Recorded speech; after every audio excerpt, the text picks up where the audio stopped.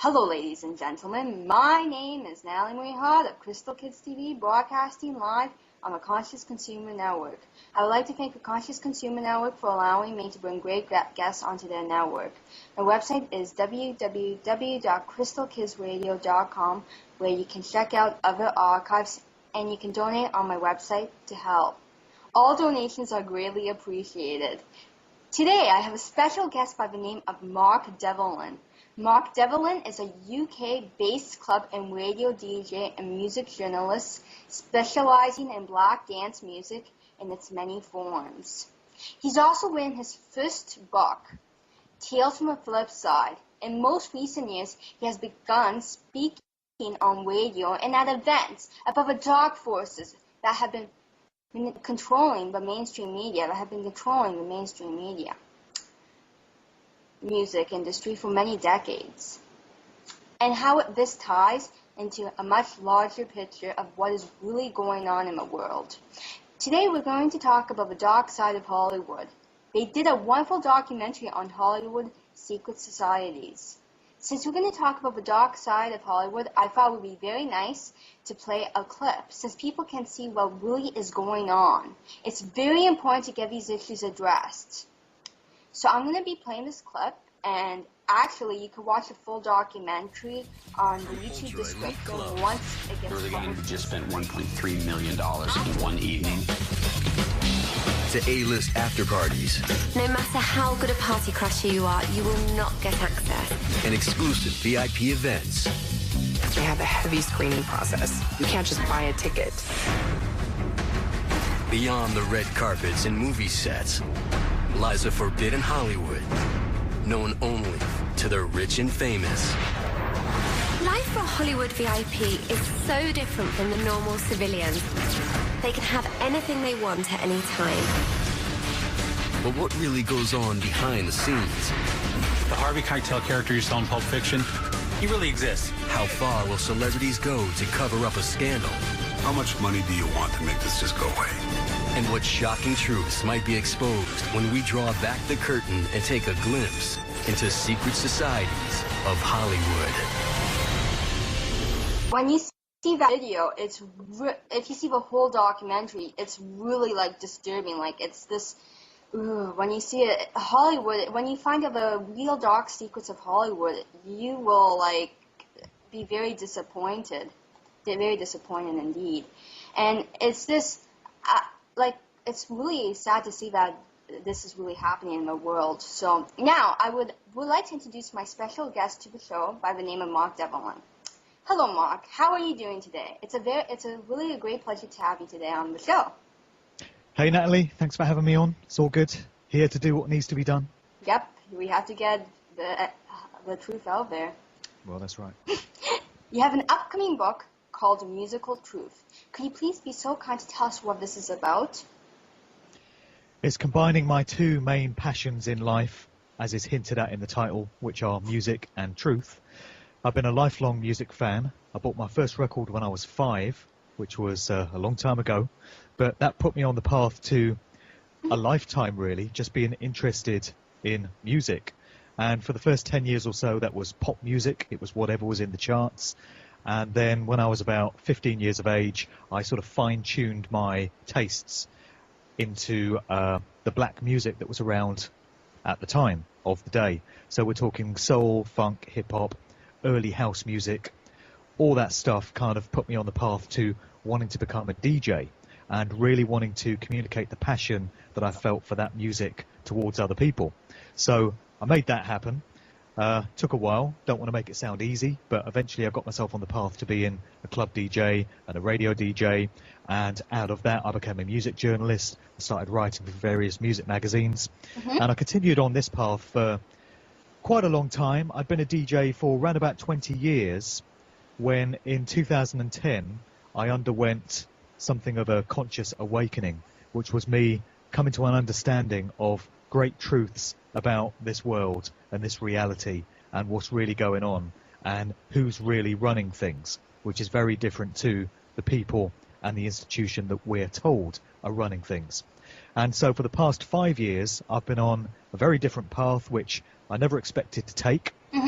but I've gone synchronistically where the information and where the truth has led me, and I've come to understand how the music industry, the corporate mainstream controlled music industry, is run by the same individuals and the same entities working through secret society networks, as we just heard in the video there, as run all the various other parts of daily human activity.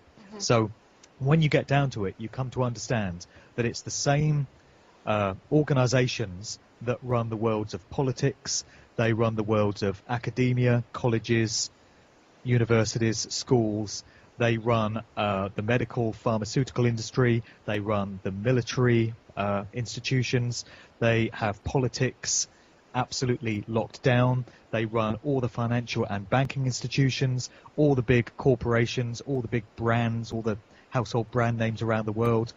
Ultimately, they're all controlled by the same networks as is the music industry and the Hollywood music industry. The Hollywood movie industry. There's interconnected webs linking all these different facets everywhere. And so for the past 5 years, I've been researching how this is done, the various methods that are used, and very importantly, what we, the people, the masses, can actually do about it to bring about some solutions to this situation. And that's pretty much what's going into the book. The book is going to be about 180,000 words. Wow. It's taken me 13 months to write, and it's the result of about 5 years worth of research. And I'm looking to get it out early in the new year, and it's going to be communicating everything I've come to understand about what's being done to us through music. And I've tried to encapsulate that within the title, which is why I'm calling it Musical Truth. Wow, that's so cool. And where will people be able to buy it? Well, it's going to be available on Amazon, which is the main portal for a lot of people. That's the first stop shop for a lot of books. So you will be able to get it through Amazon. It's also going to be available via various other book retailers. I've reserved a web domain for it, which is musicaltruthbook.com. There's nothing on there at the moment, but as soon as the book is out, there'll be details on that website of where you can get hold of it. Also, if people want to contact me personally via my website, which is markdevlin.co.uk, I'll be selling copies via my site, and people are welcome to correspond with me, and I can talk with them about what's in the book and answer queries or anything like that. So Amazon, if you like Amazon. If you don't like Amazon, come to me direct, and we can do it that way. Wonderful, wonderful. Then do what Mark says. Could you please tell my audience how it is to be a DJ? How have you... What's it like to be a DJ? Yeah, what is it? Can you tell us some experiences? Well, actually, I put out a book 8 years ago called Tales from the Flip Side, which was my first book. Yes. And this book was written when I was in a very different conscious state to what I am now. So back then, I didn't understand any of the great truths that I've come to an understanding of now. And so the book was written from a very different perspective. But this was a collection of anecdotes and stories from the front line of being a DJ, which summed up all the stuff that us regular DJs go through. Hopefully in a good-humoured kind of way. I didn't want it to sound like I was griping and moaning, because it is actually a great job to have. But there are some things that happen to you along the way that I wanted to communicate in the form of anecdotes, because the big mistake that a lot of people make when it comes to DJs is assuming that all of us are superstars and all of us are kind of like rock stars on major salaries, enjoying these crazy party lifestyles, jet setting around the world every weekend, you know, living the rock and roll lifestyle.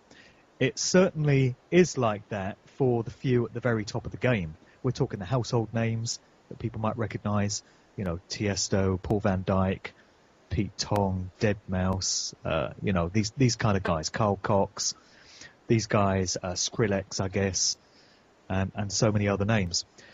They are the top 1% of the DJ game. And it's kind of like a metaphor for the rest of life, really. You have the elites at the very top of the game who represent about 1%. And then beneath them are the 99%, everybody else. And it's like that in the DJ game. So 99% of DJs out there are not superstars. They're not earning mega bucks. They're not living that crazy party lifestyle. They're just hustling and struggling to get along, to make a name for themselves. They're motivated by a passion to bring the music to people. But, you know, we go through some stuff. And we get exploited by unscrupulous promoters. We have to put up with all manner of dumb comments from people in clubs. Dealing with drunk people, dealing with idiots, you know, is a daily reality for most of us. And so some crazy stuff happens. And I documented a lot of this in my first book. And a lot of that is behind me now because I don't really DJ out as much as I did. But for many years, it was my bread and butter. It was my way of earning a living. And I was out there every single weekend playing all over the place. And I was fortunate enough to play all over the world. I came to the States quite a few times, DJ'd in New York a few times, Chicago one time, Las Vegas one time. I've been to Australia. I've DJ'd in South Africa, all over Europe, Egypt, a few other places. So it's been a crazy ride. It's been a lot of fun. And the main motivation for me is the same as with all DJs, I think, which is to communicate that passion that you yourself feel for the music. You just want to get other people feeling that same vibe and feeling that same buzz and energy off of the music. That's certainly what has kept me going. And I think it's probably that way for most DJs around the world. Wow. You sound like you have many experiences. Yeah, it's been a lot of fun. Yeah, it must have been a lot of fun. Actually, I did read in your first book, Tales from a Flip Side, Exploding the Myth of the Superstar DJ Lifestyle, which you said in your book.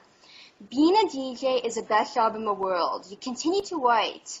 You get fame, profile, fans, even groupies. You get offered free drugs and free sex. If you're an A-list celebrity, there is a price to pay, right? Oh, yeah. Yeah, there's always a price to pay. Right. You're always paying someone. Right, yes, I see that, yeah. Yeah, of course. It seems as though Hollywood has a lot of, like,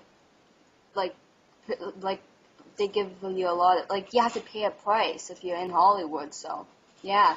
Well, yeah, this is the thing. The Hollywood movie industry is the same as the television industry, and it's the same as the corporate music industry, in that for anyone to achieve a certain level of fame and fortune, certainly for anyone to become a household name, an A-lister, recognized the world over, there is a very heavy price to pay. Yes. You don't get there through hard work, which is the myth. You know, the myth in the game is if you keep your head down, work really hard, and with a little bit of luck and lots of talent, you can actually make it really big and become one of these superstars.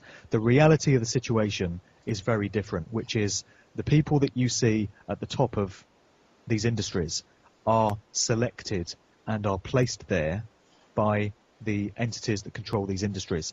And the reason they've got there is because they have been prepared to pay a very heavy price. It's referred to often as selling your soul for fame and fortune. That's so sad to see. And people tend to think that that is some sort of symbolic, metaphorical phrase, or that it's just some cute, pithy thing to say. When you get into the research, you come to understand that there's actually a lot of literal truth to that phrase in selling your soul, because you are required to degrade your humanity and your morals to such a low level that you are basically stripping away your very humanity, your very spirit, your very essence, and you're doing it all on the terms of those that control these industries. And the question of how famous you become, how much money you earn, how much of a household name you are, is directly linked to how much you want it and how much you are prepared to degrade yourself for fame and fortune. That's the way they run these industries. So when you see your favorite Hollywood actors or your favorite TV stars or your favorite pop stars up there on some video, and it looks all glitzy and glamorous and it looks great and it looks like a lifestyle that you would love, that you really want to aspire to, the surface gloss is very different to what lies beneath. And they get a whole bunch of young people chasing that kind of lifestyle, chasing that kind of fame, without any understanding of the true nature of these industries and what goes on behind the scenes. And what goes on is shocking and is very different to what we get to see. There is a dark side of Hollywood. Really. It's so sad to see that you have to sell your soul. It's this horror to see that. And Oh, yeah. in Hollywood, they actually typically look for a special kind of person. Like, I read in your book that you say actually from Tales from a Flip Side, exploring the myth of a superstar DJ lifestyle. To be taken seriously as a hip-hop artist, you have to be from the ghetto. You have to have lived life at the sharp end and pulled yourself up through all kinds of dramas. It helps as if your father was broke, your father was absent, and you sold drugs on the street. Could you tell us why Hollywood is looking for that kind of person? Well, there are many methods by which Hollywood and the music industry select those that they want to do their work for them. Mm-hmm, yes. In many cases, it will be, and particularly in the hip-hop industry, it will be, as you just said there in the excerpt from the book, that a lot of these artists do come from a ghetto background. Right. They come from poverty, and they have talent, they have skills, because the skills of really strong hip-hop MCs and DJs and music producers are honed on the streets. And these skills come about as a result of their upbringing. This kind of ghetto background, it just brings out that talent in people and that way of expressing themselves. So these skills and these talents get recognized by, you know, the spotters and the scouts for the industry. And if you're someone that has grown up in abject poverty, you've never had 2 dimes to rub together, and your prospects in life look pretty bleak, somebody coming to you and offering you a glittering contract and promising you millions and millions of dollars and promising you that you'll never have to be broke again, and you're going to be able to buy mansions and yachts and take your mum out of the ghetto and, you know, all this stuff, is going to sound very attractive to you. Yes, it is. And you are going to be very quick in most cases to sign on the dotted line on any kind of contract that offers you this. You won't be able to sign that contract quick enough. But it's only after you've signed it and after you get pulled out of the upbringing that you've known and put into this industry setting that you come to understand the true nature of what it is you've gone into. So that's one method by which they recruit people. Another way that people get elevated to the top of these industries is purely down to their family background and their bloodlines. What you find is there are a lot of generational bloodlines in the entertainment industry where the different generations of the family are put through the industry and they become celebs as the generations move on. You know, how many celebs can you think of that have got famous fathers or famous siblings or famous sons and daughters? You know, they very much keep it in the family. And there's a reason for that, because certain families, certain bloodlines are selected for these roles. It goes down to the question of how certain bloodlines are employed in the world generally, in many of these other institutions that I mentioned, such as finance and banking and politics and all this stuff. Yes. It's generational and it's bloodline and it's linked to certain genealogies. And so many of your favorite pop stars and many of the famous Hollywood actors that you see up there are there purely as a result of their genetics, as a result of who their parents were, as a result of the bloodline that they've come out of. That's another way that they select these individuals. And Yes. another way is simply, as I mentioned before, it's down to how much those that have shown a bit of talent, have shown a bit of promise as somebody that could be put to work in the industry, how much they have shown that they are prepared to degrade themselves and, you know, how much they really want that fame. It seems as though you have to sell your soul to be part of Hollywood. You really do. It's really, You really do. yeah. It's just so sad that you have to. When it's just it's so heartbreaking to see, especially that like everybody should be happy and peace, and it seems as though we have to sell your soul. You have to sell your soul for everything in Hollywood, and it's not. There's no. It's just hard. But Yeah, it's like, the same with all things. Yeah. It's the same with all things in life. You come to understand. Yeah, of course, I have to agree with you.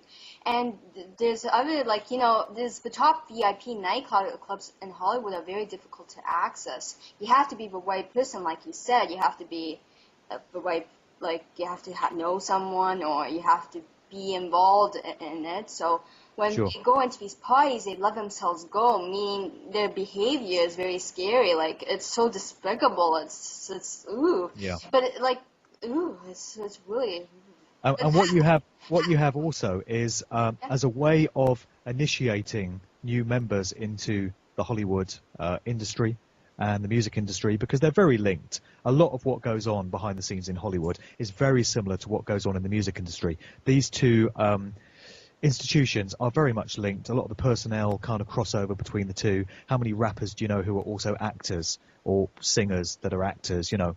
And a lot of the individuals at the very top of these industries will be the same and working through the same networks. Right.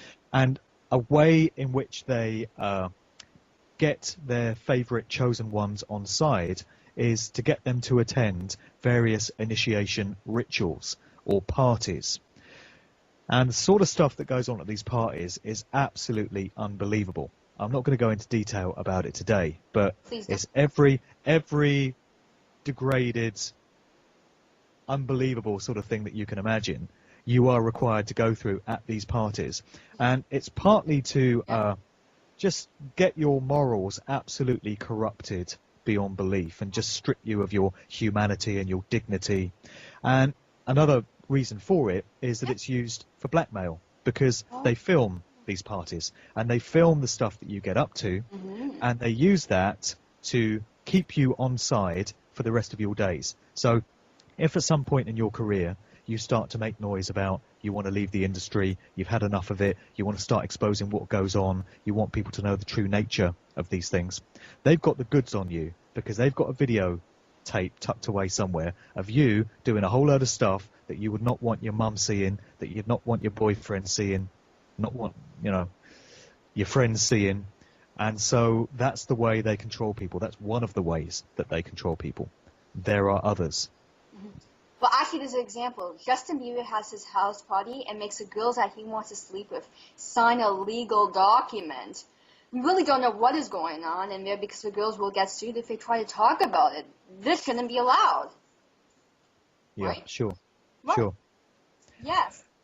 And so when I outline all this stuff, I'm not trying to discourage anyone who might want to try and make it big in these particular fields from giving it their best shot and going for it. You know, I'm not trying to say nobody should try and become a musician, nobody should try and become an actor, because these industries are evil. At the very top levels of them, yes, they are. They're extremely dark. It's not somewhere you want to be. But it is restricted to just the very upper levels. So we are talking about the famous household names that everyone is going to recognize. Below them, of course, there's a huge number of other actors, television presenters, musicians, rappers, singers, producers, etc., that will not be a part of that corruption, that will not have been elevated up into those ranks.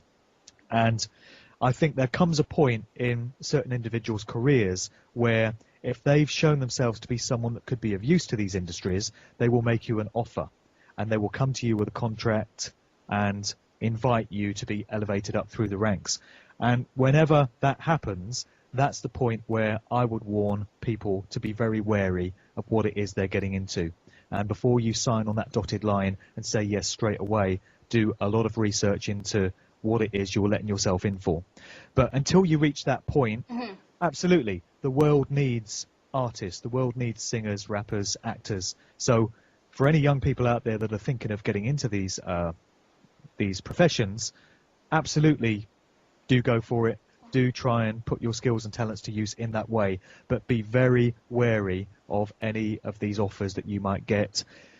You know, there's an old adage, an old phrase, which is, if something looks too good to be true, it's because it is. And also, you've heard the one, there's no such thing as a free lunch, meaning everything comes with its price to pay. So, you know, if somebody comes to you with a glittering contract offering you fame and fortune and millions and riches beyond your wildest dreams, there's got to be a reason why you're being offered that. So try and find out what that reason is. Yeah, you have to be very careful. Even I think, like, parents that are putting children in Hollywood, they have to be very careful too, because the children can get hurt, like, from this, right? They can get in a lot of trouble. Oh yeah, for sure. Yeah, right. Well, actually, there was a situation about this German band member that was famous in the 80s claims that he went to a party where some bad things were happening. He thinks that there could have been people sacrificed at these parties. The reason why I am saying it this way is because he was upset that his message was taken out of context. Before we judge, there are always two sides to a story. I want to ask in general, do these parties where they have to pay big bucks to see people, or maybe even children, get murdered exist? Well, I'd like to tell you that they don't, but we're talking truth, we're talking reality here, Right. and from what I've come to understand, and from the evidence that's out there, and from the testimonies of whistleblowers and insiders that have been a part of these things, unfortunately, it would appear to be the case that these things do go on. Yeah, it's pretty horrific, but we have to face the reality of these things if they're ever to be brought to an end. We have to understand the nature of what we're dealing with. So, unfortunately, the world and these industries that we're talking about is run by some very, very sick people. Yes, it is. It's very sick. And it's a very sick world. I wish it was some other way, but I can't sit here and tell you everything is nice and fluffy and rosy when it's not. I would be doing everyone a disservice by pretending that everything is nice. You know, people need to be aware that there are some very sick people in this world, and there's some very dark things that are going on. We're not trying to scare anyone. We're just trying to make people aware of some things that need to be understood if we're ever going to make this world a better place, which is what we all want to do. We have to first learn the negative to turn it into a positive. That's right. Yeah, right. It's so sad that these people are so sick like this. It's just so despicable. It's been going on a long time, yeah. Natalie. You know, it's been going on thousands of years. Don't think this is a recent phenomenon. You know, throughout the field of human history, this same group or representatives of this particular mindset and this ideology have been running the show. Mm-hmm. And so they've had a very long time to get their act straight. Right. I think it's our turn now. I think it's the turn of the people. I think it's the turn of humanity to take back the reins from these sick psychopaths. They've had their day. They've had their run. How about it's our turn now? How about we create the sort of world we want to live in? How about we don't allow ourselves to be controlled and manipulated and deceived and mind controlled like this anymore? I've had enough of it. I'm sure a lot of other people have. We're the ones that have the opportunity to change this. It's not going to change through anybody else or via any other way. It has to come from us. It's merely a question of how much we collectively want it, because we have the power to change it. We just got to want it enough. Right, we do have a power to change it. And some people say that they have lost hope, there's no way to fix it, but there is a way to fix it. There is. And I know history is repeating itself, but if we work all together to make this change, it will happen. We just need to get this information out there so we could turn it into a positive. So we need to bring this information out so people can learn about it and stay aware of what's really going on. Sure. Yeah. Sure. It's our generation that's going to choose. You know, there's a great phrase, there's a slogan that I use sometimes in my public talks, which goes, if not you, then who? If not now, then when? And actually, the generation that is alive in the world today is incredibly privileged, because we have the opportunity to decide which way things are going to go from this point out. We have the opportunity, like no generation before us has, to make that decision. And it's largely as a result of the information that we now have access to that we didn't before. So all this stuff that I'm putting into my book, 10 years ago, I knew none of this. And 5 years ago, I wouldn't have been able to research half of what's in there because the resources weren't available. But we are privileged enough to have this incredible thing called the internet, which has changed our reality and has changed the lives of so many people. And everything you need to know about life, reality, the problems that we face is right there on the internet. And I should put in there a kind of caveat or disclaimer that, of course, I'm aware that the internet is full of a whole load of disinformation, is full of a whole load of just stuff that's plain wrong, that is going to lead you up the garden path and really take you places you don't need to go. But at the same time, it's full of great truths as well. And it's a case of being discerning and having a method of sifting through all the information that you come across Right. and being able to intuit that which is true from that which is misleading and deceptive. But it's all there, and the capability is there for anyone now to do this research for themselves, to look into all the stuff that I and many other researchers talk about, and to see whether it checks out and to look at the evidence for it. You know, the capacity is there for all of that to be done, and we can understand great truths now. We have that opportunity open to us in this age like never before. So what a fantastic opportunity we have to be able to turn this whole situation around to our benefit. Yes, and we need to, yeah, you're so right. I have to agree with you. And I also want to talk a little bit about Whitney Houston. I'm not, and her daughter, Bobby Christina Brown. Her daughter died recently on July 26, 2015. That's not very long ago. And her daughter almost drowned when Whitney died. Could you tell us a bit about the story? Were they both supposed to die? It's very, very strange when you get into it, and it's full of symbolism. Mm-hmm. Yes. What a lot of people don't realise, because it was never reported in the mainstream media, so anyone that only ever goes to corporate mainstream sources is going to miss all this stuff. Right. This is another reason why people have to do their own research from alternative sources, largely on the web, and sift out this information for themselves, because the only thing you're ever going to get from corporations like CNN, Fox News, the BBC, all these corporations, because they're all owned by the same individuals, is lies and deception. They don't want you knowing the truth. They want to keep you in the dark about certain things. So don't trust those institutions for your news. But when the Whitney Houston story broke, this was February 2012. Whitney Houston was discovered dead in a bathtub in her suite at the Beverly Hilton Hotel in Los Angeles. What a lot of people don't realize is that 24 hours before that, her daughter, Bobby Christina, was also discovered unconscious in a bathtub in the same suite of rooms in the same hotel. Why should that be? Very, very strange. Right, very suspicious. And then, of course, we get the news that Whitney Houston has died at the time of the Grammys, the Grammy Awards. And there was a party that was held in her honour a few floors below her body as it still lay, in her suite of rooms in the hotel. A party hosted by a guy called Clive Davis of Arista Records, who is credited with having discovered Whitney Houston, effectively. He's a long-time music industry executive.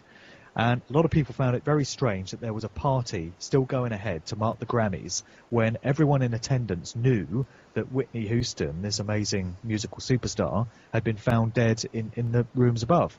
You would think that the tasteful, logical thing to do would be to cancel the party or to hold it somewhere else. But the party went ahead.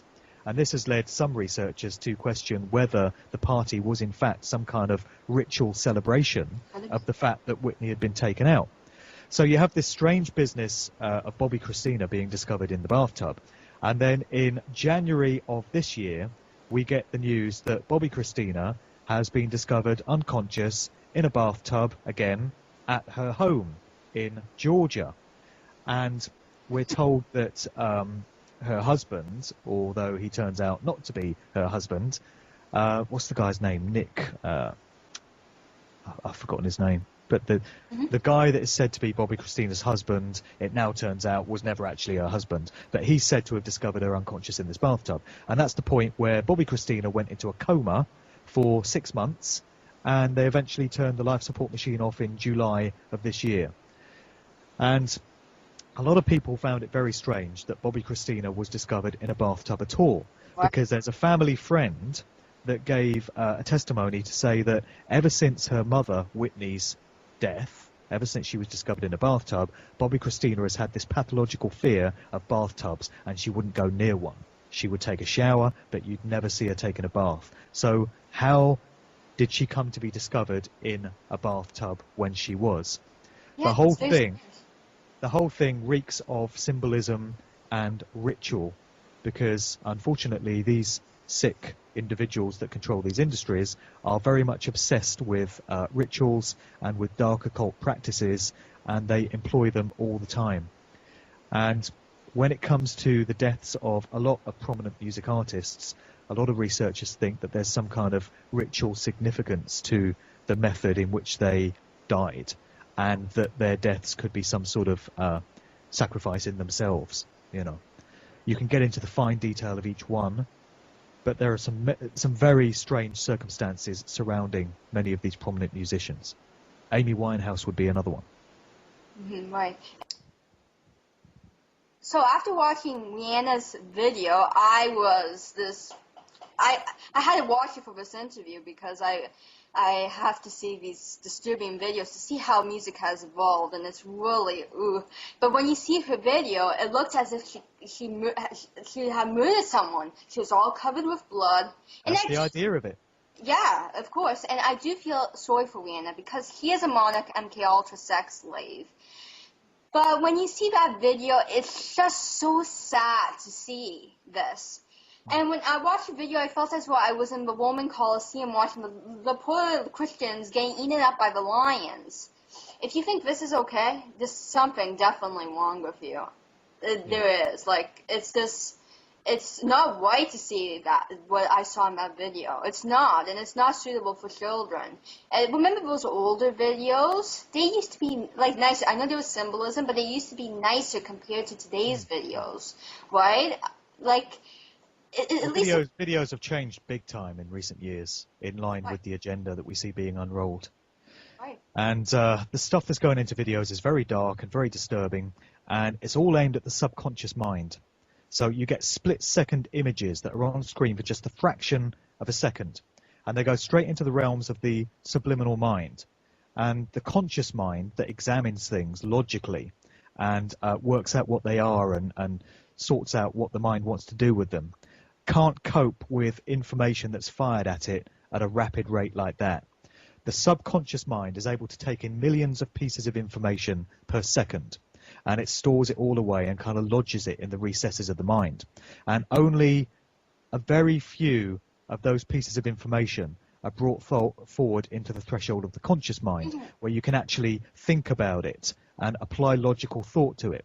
So all the time they're aiming these images at the subconscious, and stuff that's lodged away in the subconscious can dictate your thoughts and your emotions and your actions without you being consciously aware of it. So stuff that you've absorbed through watching too many music videos with lots of dark imagery in can actually start to dictate your behaviors and the way you interact with people in life and your values and your beliefs, and you're not conscious of the fact that this has gone on. And this is something that they're banking on happening with millions of young people that watch these videos. So people really need to be aware of some of the stuff that's going into it. So you have videos such as the Rihanna one that you just mentioned, which is blatant. As you said, she's covered in blood. She's committing murder blatantly in this video. And it's right there in your face. So it's kind of normalizing these subject matters within videos, making murder and mayhem normal. And if you take it back 15 years or so to the launch of the career of Eminem, that is what Eminem was all about when he first came out. His material was shocking when people heard it for the first time. He's talking about murder, he's talking about rape, he's talking about torture, he's talking about self-mutilation, drug abuse, really horrific stuff. And it was shocking to people when he first emerged because they'd never heard this before. But give it a couple of years, when you've heard enough songs with that sort of stuff in it, and given the fact that Eminem put it across all in a very humorous, quirky kind of way, and people were just like, oh, it's just Eminem, it's just his style, it's just the way he is. After a couple of years, that which was once shocking is no longer shocking because you've heard it all before. It's normalized. So you're used to hearing about rape and murder in a pop record. And, it's, heard all that before. Next, what's next? So they're constantly having to come up with new ways to degrade and debase and corrupt things further. And it's happening big time in music videos, as you said.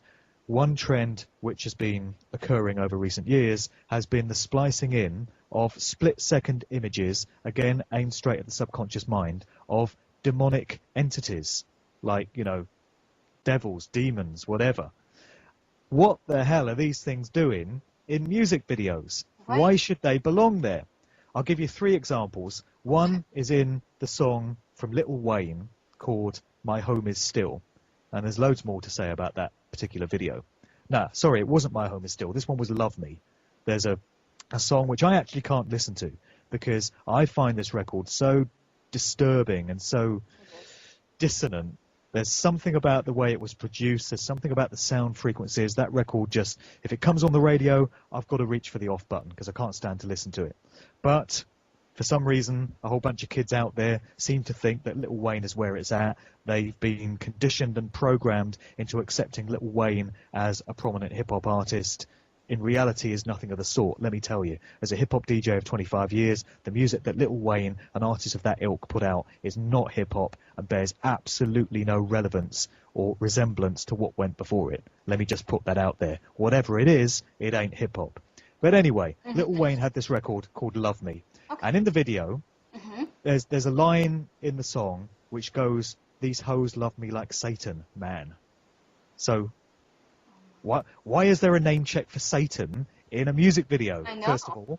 And at the very point at which he says those lyrics, in the video, you get a split-second image, again, straight into the subconscious mind, and you actually have to pause the video to be able to study the image properly, which many researchers have done. And Wayne turns into this kind of demon. He's got these horns, his eyes turn into reptilian-type eyes, and he's got, you know, blue veins in his skin, and he just looks horrific, like something out of your worst nightmare. So what is that doing in a music video watched by kids?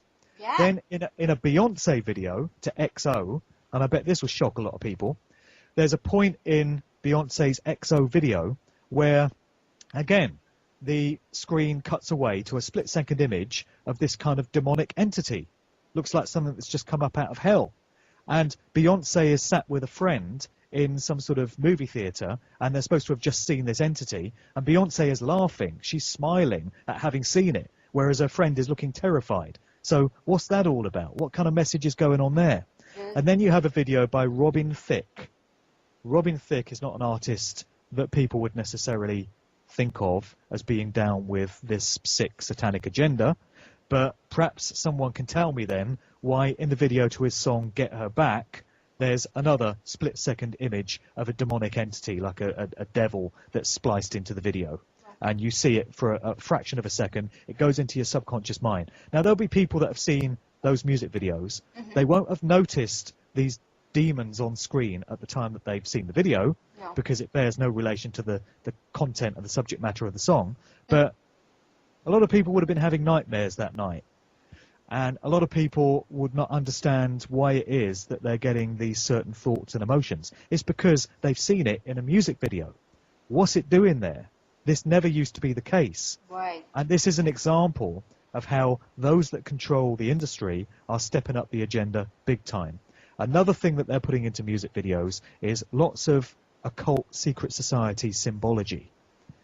And we see things like this triangular hand signal thing that Jay-Z is doing all the time, and you see Kanye West doing it as well, and it's said to be the rock sign, and it's supposed to be a reference to Rockefeller Records, which was Jay-Z's original label. So you see Jay-Z doing that in stage shows and music videos all the time, and people just think it's this really cool symbol to flash up, but people don't study where these symbols come from and what these hand signs mean, and it turns out that that particular one goes way back beyond Jay-Z using it into various secret societies and various occult priest class mystery schools throughout the ages, and it has lots of other sort of connotations in the world of the occult. You have the same thing with this symbol that you see artists doing all the time. You see politicians doing this as well. You see celebrities doing it. You'll see them putting up this symbol here, and it's supposed to mean, okay, everything is all right. But when you start to study these dark occult secret societies, you come to realize that this is actually a depiction of a 6. And it's intended to be one of 3 sixes, as in 666. So when you've got the 3 fingers up here, it's supposed to denote it's 6 to the power of 3, or 666. This is what's being communicated by this symbol. It's very different to everything's okay, everything's cool. And then another symbol that you have is the eye symbology that you see in videos all the time. How many of your favorite artists have you seen doing this in a video or a publicity shot or on a record sleeve, covering up one eye, whether it's with their hand, whether it's with a hat or putting the hair over it, or whether it's highlighting one eye by painting around it? What's going on? We have this one eye symbology all over music videos, and everyone is doing it. I've got one of the images that I sent you is a composite shot of hundreds of contemporary artists, everyone from Beyonce and Rihanna to Lady Gaga to Justin Bieber to Michael Jackson to Bono to George Michael to God knows who else, just covering up their eye. And this is another method of symbolic communication that is going on through these artists. And in one part, it's a way of those that are controlling these industries being able to communicate with each other. And so when you see an artist flashing up one of these symbols, it's a way of the industry saying, this one is owned, this is one of ours. That's the kind of language that they communicate in. It shows that this particular artist is an absolute puppet and stooge of the industry. And another effect that it has is that it goes straight into the subconscious mind of the viewing public as well. And it implants these different symbols and these different ideas into the minds of those that see these artists doing it. And the thing about symbols is they're basically neutral in their base state. You know, you could draw a symbol and it's not evil, it's not good, it's nothing. It's just neutral until it has some meaning empowered into it by the thought and the will and the intent of the user. So if you've got a dark secret society network of occultists who are basically Satanists that want to get one of their symbols out there into the general public, being absorbed and embedded into people's minds so that it has that effect on their psyche, if you charge that symbol with your negative will and your negative intent, then that symbol takes on the kind of energetic characteristics that have been charged into it. And so anyone then viewing that symbol is absorbing some of the energy that has been charged into it. So that's another reason why these symbols are put into videos. And it's not just isolated ones here and there. It's pretty much every video now from all these prominent artists, from Kesha to Katy Perry to Miley Cyrus to Rihanna to Kanye West to Justin Bieber, Nicki Minaj, all these artists. And it's no coincidence that the main perpetrators of all this symbology are the very biggest stars out there, whose videos are on MTV rotation daily, whose songs are all over the radio, whose faces are all over magazines. That's the way they want it. That's the way they control these industries. And we also see a lot of symbolism, like, for example, Natalie-Marie is doing the famous devil horn sign, like in the photo. Everyone is the devil horn signs from politicians to singers. Yeah, that's another one. I always struggle to do it, but it's this one. It can be either way round. But the meaning that's given to it, when the thumb is extended like this, we're told that it's deaf sign language for I love you. Oh, that's nice, isn't it? It's supposed to be I, capital L, and U, and it's supposed to be spelled out by the hand. But again, this is an innocent kind of cover story to explain why so many celebrities and so many world leaders and so many pop stars and actors are seen doing this all the time. Because if you do a Google search on the internet for horned hand, you will bring up hundreds of images of famous people doing this symbol, you know, when they're not doing the one eye or when they're not doing the 666 thing. And what could be the reason for this? Remember that these individuals that we're talking about live by deception and duplicity. They love to lie to us. They love to tell us one thing and mean another. They love to lie to the conscious mind and tell the truth to the subconscious mind. They do it all the time. So don't be surprised when they tell you that this thing means I love you and it's all very innocent. What it actually is denoting is this horned sort of demonic entity that these industries worship. And, you know, it's been identified by the name of Baphomet. Other researchers give it different names.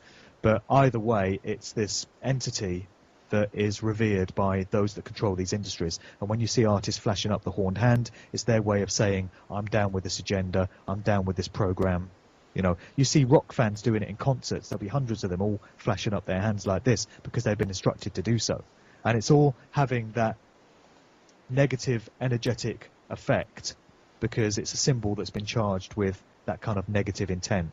It's something people need to be very aware of. Symbols are very powerful. Oh, yes. And they are the language of the subconscious mind. The subconscious mind doesn't do words and patterns and logical processes. It does symbols.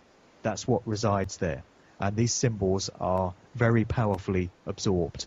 There's a great quote which goes, "If a picture is worth 1,000 words, a symbol is worth 1,000 pictures," just to get across how powerful these things really are. But there is a lot of symbolism in many pictures, especially in Hollywood. Yeah. So I actually did an interview with Kathy O'Brien. She was an MK Ultra slave. Okay, yeah. Was an incredible lady, I must say. She was incredible for staying up to the plate. Usually they kill the MK Ultra slave at the age of 30. You see movies, magazines, and different imagery that show the monarch butterfly. That seems to be very important. Example, Mariah Carey is seen with a monarch butterfly. Could you please tell us why? Well, yeah, we're getting into the area of trauma-based mind control here, which brings in MK Ultra and it brings in monarch programming. MK Ultra was a project which came out of the CIA. You know, those nice folk that care about us and look after us. It was a long-standing project which came about at the end of the Second World War, and it involved many prominent Nazi scientists that had been brought out of Nazi Germany at the end of the war and covertly taken over to America and Canada and other places. And these scientists, instead of being tried for war crimes as they should have been, they've been working on horrific mind control experiments in the concentration camps, from what we hear. They were put to use in the laboratories of the American government and the very early incarnation of the CIA, the Office of Strategic Services, before it became the CIA, in the late 40s going into the 50s. And they were put to work on continuing many of the mind control experiments that they'd been doing in Germany. And what they were trying to do was to discover how the human mind breaks and shatters into different compartments when it's exposed to extreme levels of trauma. And I won't go into some of the ways in which they induce the trauma, because it's truly horrific. But when a human mind is exposed to trauma that it just can't deal with because it finds it too horrific, it has the effect of creating these different compartments in the mind in which it can bury the traumatic experiences so that they can be locked away and they don't have to be dealt with by the front conscious mind. And these scientists worked out that via these methods, you can create multiple different personalities within the same mind of an individual. So you effectively have different identities being created in the mind of this person so that they can lock away the trauma as their only way of dealing with it. And they worked out that this can be done. And that each one of these individual personas, identities that is created, can be individually programmed to have its own character and its own identity. And they can be unlocked by certain triggers, which could be phrases, pieces of music, colours, patterns. More often than not, it's phrases that are heard, though. And that triggers this particular alter, as it's known, or personality or identity to come to the fore. And it can then be tucked away at will, and another persona can be brought forward, or the front alter, which is the aspect of that person that engages with everyone else on an everyday basis and is thought of as you know, that real person, can be brought out to replace it. And there are various applications that this has had over the decades. One way in which MKUltra trauma-based mind control has been used is to create mind-controlled assassins. And we see this in movies such as The Manchurian Candidate. I would suggest, if anyone wants to research it, go back to the 1962 original, which is by far superior to the modern remake. And also the Bourne movies, the Bourne trilogy with Matt Damon. You know, the Bourne Ultimatum, the Bourne Identity, and whatever the other one was, the first three Bourne movies. You have this character in there who is a former CIA Special Black Ops agent, and it's pretty clear from the narrative of the movie that he's been mind-controlled and that he has these different personalities that are brought to the fore and can then be locked away again in the mind. And when they're locked away, he has no memory and no recollection of where they came from. And I would suggest that rather than a work of wild fiction, which this is presented as, what they were actually doing with these Bourne films and with the Manchurian Candidate is putting it right out there in plain sight and telling us what goes on and the way that these mind control methods work. Yes. But another way that they've used mind control victims, not just as assassins, and so this is where you get into things like the murder of John Lennon at the hands of Mark David Chapman, so we're told. You know, most people now that have looked into this subject and researched it fully are of the opinion that Mark David Chapman was a mind control victim, that he had been programmed to take the fall as the apparent assassin of John Lennon. The truth of that whole story is very different. We don't have time to go into it today. Right. But, you know, Mark Chapman is a perfect example of a mind-controlled assassin, not in control of his own faculties and almost certainly triggered by some word or phrase or something that he heard or something that he saw to carry out this action as he'd been programmed to do. Mm-hmm. So besides assassins, we also have uses for mind control victims in the entertainment industry. Well, yes, we did see that. Who would have thought this? You know, mind control is absolutely endemic within Hollywood. Right. And there's an actress called Roseanne Barr that has come out and done quite a few interviews in recent years about MK Ultra within Hollywood and how so many prominent Hollywood actors would have undergone this kind of process and will be mind control victims. Some are more obvious than others. But don't think that it's any different in the music industry. And don't think that many of those top A-list artists that we mentioned earlier won't have been under some form of MK Ultra or Monarch programming mind control. Monarch programming is a division of MK Ultra, and it has its own kind of symbolism that goes with it. As you mentioned, one of the symbols that kind of denotes the presence of Monarch programming within an individual is the Monarch butterfly, this very distinctive orange-coloured butterfly. And you see lots of music artists being pictured in promotional shots and in videos with butterflies all around. What could be the reason for that? Another symbol of Monarch programming is teddy bears. Whenever you see teddy bears, particularly with a broken arm or a broken leg or, you know, something missing, an ear missing or something, or an eye missing, and then dolls, children's dolls with limbs missing, again, arms and legs missing, you know, mutilated dolls. This, again, is very sick, and it harks back to the fact that many mind control victims of Monarch programming will have been programmed from a very early age, very early childhood.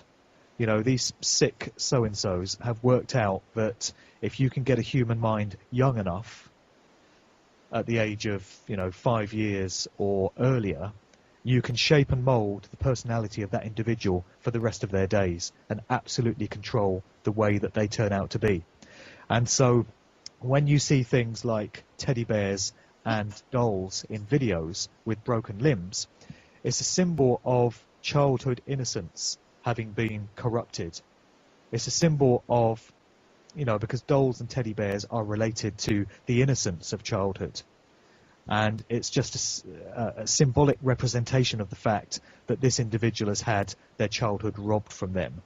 And they've been, you know, just debased in this way. It's horrific and it's sick. And they like placing clues as to what they've done in their videos. There's a great site called Vigilant Citizen, which I always recommend, vigilantcitizen.com.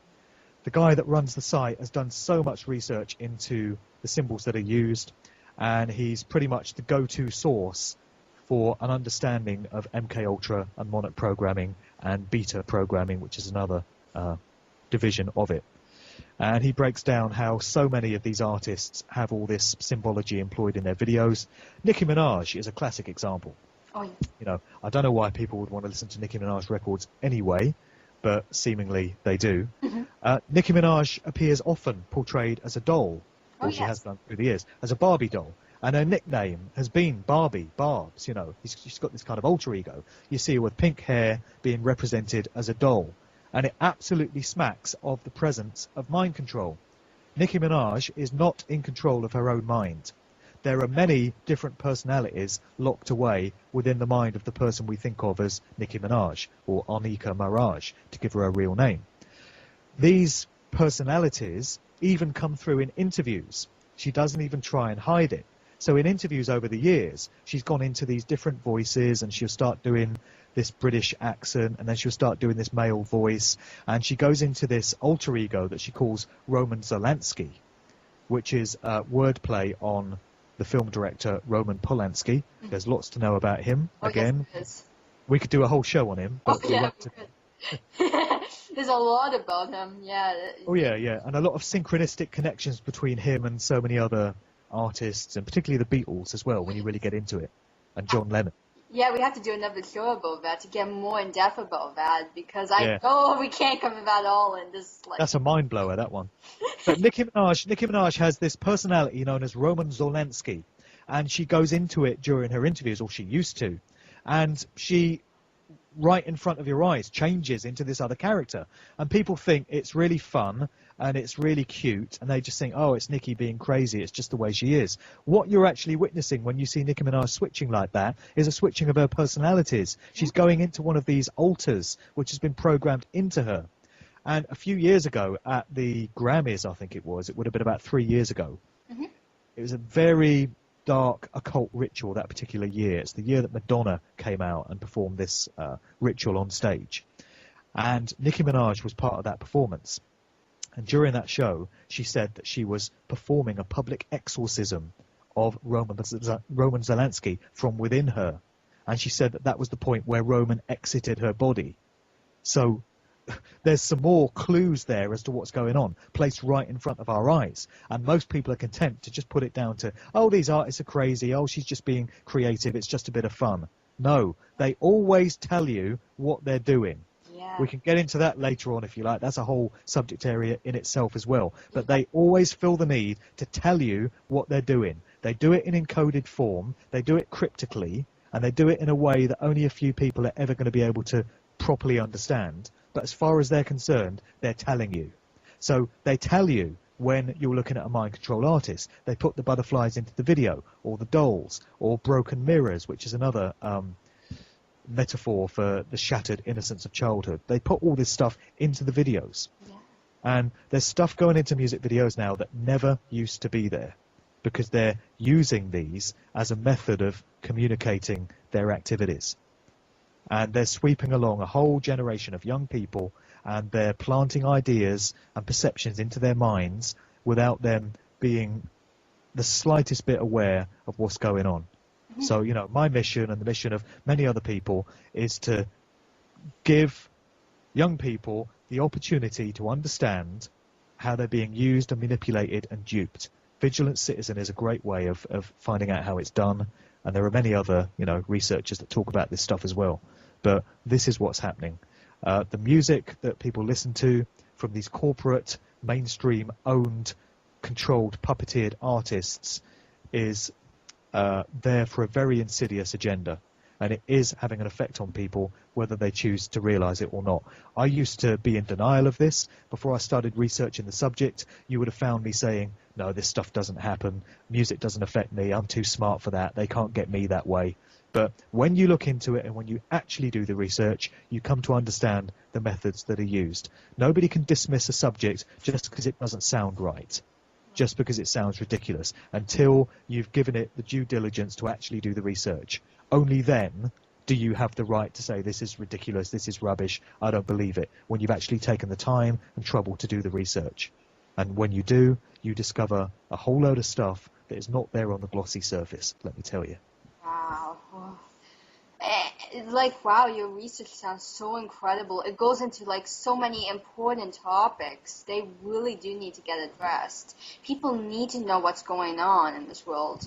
And for example, right, in Hollywood, right, if you see people before they went to Hollywood, they look always different. For example, Miley, she has changed into a complete different person. Like, she's doing things that are unmentionable if you see her, right?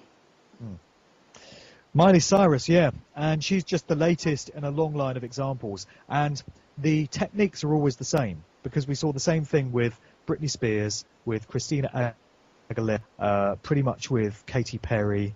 We're seeing it with Miley Cyrus, and the thing that links Christina Aguilera, Britney Spears and Miley Cyrus is they all came out of the Disney Corporation. You know, Britney and Christina were part of the Mickey Mouse Club, the sort of talent show aspect of the Disney Corporation, as was Justin Timberlake, and then Miley Cyrus came out of Hannah Montana. But the thing they do with all these artists is when they first emerge, they come with this squeaky clean, family, girl next door, nice image that your mother would approve of and your grandmother would like. You know, they're just these wholesome, all-American, nice artists. And they gain a fan base that way. Rihanna started out this way. Before Rihanna started making all these dark videos with satanic symbolism and dark occult stuff in, she came out with a song called If It's Loving That You Want. That was her first hit. It was this nice, pleasant, breezy, sort of Caribbean pop hit. Really nice stuff. And Beyonce started out in Destiny's Child before she got hooked up with Jay-Z in an arranged relationship, by the way. When you see all these celebrities dating each other and marrying each other, that's all arranged by their handlers. They're given to each other. It's all part of the situation that you find yourself in when you get up to the upper ranks. They choose your boyfriend and girlfriend. They choose your husband and wife. They choose your friends. They don't want you associating with regular people anymore. They want to cut your ties with your old family and friends, and they want to decide who you get to hang out with because they want to control everything. So when you see people like Beyonce and Jay-Z being put together, or Brad Pitt and Angelina Jolie, best believe that's arranged and made to happen. But anyway, yeah, what they do is they start these artists out with a particular persona and a particular image, and they gain a fan base. So a whole load of young girls will look at Britney Spears and say, oh, she's great, I think she's a really good singer. And Miley Cyrus, when she was Hannah Montana, a whole load of young girls would have said, oh yeah, she's great, I love her. And then once they've got the fan base in place, they suddenly switch the artist's whole image and persona. And in Miley Cyrus's case, it's probably the most blatant example we've seen. She just becomes sluttish and pornographic, basically. You know, completely degraded. And she's out there doing stage shows with stuff in that I won't mention today, but I'm sure everyone knows the sort of stuff that you know, is getting shown. And what a contrast that is to the squeaky clean girl next door Hannah Montana image that we had before. We see it even with artists like Kanye West, who started out as this meaningful sort of rapper. You know, he was a producer before that, but when he came out with his first album, The College Dropout, he was this reasonably conscious, meaningful sort of rapper that was quite a breath of fresh air to all the other stuff that was around at the time. He was talking about subjects that really made people think. He was reflecting on stuff that you don't normally hear talked about in hip-hop records. And so a lot of people got turned on to his music because of that. They liked the beats that he made. They liked the lyrics and the stuff that he was talking about. But then a few years down the line, Kanye West's music started to change, and it started to become disturbing and dark and very occultic in nature. And the production methods started to change, and it started to become very electronic. Then he brought out the album 808s and Heartbreak, which was all in auto-tune. Don't get me started on auto-tune, the tool of the devil. And it was just horrific to listen to. I know. And what is Kanye West talking about now? I don't even understand most of his lyrics, you know. I'm a guy that's listened to hip-hop for years. I study lyrics, but I don't know what he's talking about now. He's just talking nonsense, garbage. It means nothing. And it's a very far cry from the sort of stuff that he was putting into his songs of several years ago. So something has happened there. Yes. And this is what they do. They start them out on a certain path, they catch the public off guard, and then they switch the artist. And most members of the public are just swept along with the mind control. They don't apply any critical thought to what's going on. You don't often hear people saying, well, I used to like this artist, but I don't like what he's doing now. You know, most Kanye fans have just gone along with whatever he's done. And they've said, yeah, it's just him being creative, it's just him being individual, and they've got them. You know, they've locked him into a certain agenda, they've locked him into certain mind control and social engineering methods being put into people's minds, and most people have no idea even that it's being done. Yeah, you have to read some of the lyrics these artists are coming out with today. They're like you would never have seen this, like, 30 years ago, 40 years ago. You just wouldn't have. It just wasn't like today. It would never have been accepted. Look at the stuff Nicki Minaj she's talking about. Oh yeah, I saw that. Look at, Look at some of the lyrics, and what gives me jokes is the radio edits of some of these songs. You know, to make it acceptable for the radio, because you're not supposed to swear or say certain things on the radio. Right. They take a word and they just mute out like the middle syllable of it, so it's completely obvious what the word was. But now it's considered clean for radio play, and now that it's on the radio, it's okay for 10-year-old kids to be listening to it. You know, and this would never have happened 10 or 15 years ago. So slowly they've been lowering the bar in terms of what's acceptable, what's morally acceptable. And, you know, it does change your perceptions of these things when you're a parent yourself. Right. It really does. It really does. Because when you're a young person yourself, as I said earlier, you think you're invincible. You think they can't get me. I'm too smart. I'm too clever for this.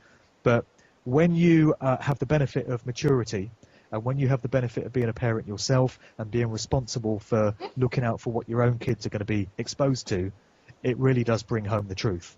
And, you know, you really do have to face up to what's happening. And so I'm telling people, from the benefit of that maturity and from the benefit of having put in the work, a lot of research, and also stuff which is backed up by many, many other people. It's not just me out here saying all this stuff. You know, Vigilant Citizen is telling you about it. The researcher called Freeman is telling you about it. There's a guy called Lennon Honor. There's a guy called Mark Dice. There's many, many people out there putting out this similar information. And it's very real. And they're after our minds, and they're after our spirits and our souls. And that's pretty serious, and people need to wake up to what's going on. And I'm just trying to give people the tools and the understanding that they need to make better choices for themselves. Right, yes, and I have to agree with you. We do need to tell individuals that this is wrong, and that we need to let them know that they have to make better choices for themselves. I agree with you. You're right, and that's what I want to do. And that's what I'm trying to do. I want people to find solutions to this broken system, because shouldn't be happening, and yet it's out there, like it's everywhere you look, and it's so sad that it's acceptable in our society today when it wasn't. So we have become a very dark society, and we need to stop that, and we need to bring in a positive society, because that's the only way we could create a change for future generations. Well, that's right. That's right. We've got to raise our collective consciousness, because at the moment they've got the majority of society locked down in low density energy and absolute base consciousness. You know, we're so cut off from our true nature, our true humanity, our true spirituality, that innate part of us, which is, you know, an expression of creation, an expression of the universe. That's what we are. But they don't want us to understand this. Yep. They want us to think that we're just slaves to this economic system in which we all live, and they want us to feel powerless and downtrodden, and they're helping to bring about that mindset with a lot of the stuff that's going into music videos and Hollywood movies. They're helping to reinforce that view in the public's mind. If we only understood how powerful we all are, both on an individual basis and a collective basis, to shape the kind of existence that we want, the kind of reality that we want to experience, we can actually do that. But most people have been so beat down to accept themselves as powerless that they don't have this understanding. It goes in line with natural law, you know, the creative force behind the universe. It's another subject we don't have time really to get into today. Right. I know you interviewed Mark Passio a while back. Yes, I have interviewed him. He was an incredible guest. Yeah, and I know he would have done a great job of breaking down how that all works. And he is the guy that people need to listen to for the very best breakdown of natural law, the laws of morality that are inherent in the universe that we need to understand and apply to our lives if we're going to make this situation any better. And we can do it. It is a choice. That's what it comes down to, a conscious choice. And we are gifted by the creative force behind the universe with the ability for free will consciousness to make these choices for ourselves. And the psychopathic, satanic individuals that are running all these institutions don't want us to realize that. Right. They want to keep that knowledge for themselves and use it against us, which is exactly what they're doing through all these occult symbolic methods that they use. So we need to understand that we have far greater numbers on our side. When you hear the statistics, the fact that pretty much 1% of the global population is controlling the remaining 99%, it's completely ridiculous. You wonder, how did things ever get to this stage? You've got a few thousand people, maybe hundreds of thousands at most, controlling billions, controlling 7 billion people, and dictating their entire perception of themselves and of the world around them, and just making them feel like beat down slaves that have no power. You know, you've almost got to hand it to them, the pure genius of what they've been able to achieve in that regard. And again, this is only the case because it's been going on for thousands and thousands of years, and each new generation that's born into the world just inherits what's gone on before and has to make the best of it. And so that's what we today have. We've inherited a system that's been in place for a very long time, only they're using new methods against us now. They didn't used to use music videos as mind control. Right. They've been using Hollywood movies as mind control for 100 years or so. But, you know, prior to that, it was different methods. Yeah, it has been. So people need to get wise to what's being done to us through these different methods and just rise above it, because we can. Yes. We just have to want it enough, and we have to get enough people on side, because it's all about numbers. It's a numbers game. This critical mass needs to be achieved. If you've only ever got a few awakened individuals like you and me and people watching this and some of the other researchers you've had on, if those are the only people in the world that are awake and paying attention and applying themselves to this situation, then we're going to be fighting a losing battle forever. We need more and more people to come to an understanding of what's going on in this world and to say, I'm not going to be a party to this anymore. I'm not going to allow myself to be duped and fooled and manipulated and made a mug of. It stops here. And then we need those people to communicate this information to as many others as they can, point them in the right direction of all these resources that they can go to find all this information, and collectively, together, wake up out of this trance state that we've been in and take back our power and start to shape the kind of world that we would actually want to live in and that we would actually want to leave behind to our children. And what you stated is so important for my audience to listen to, because that is real change. That is. I have to agree with you, Mark. You said it right. And I think everybody should stand together, and we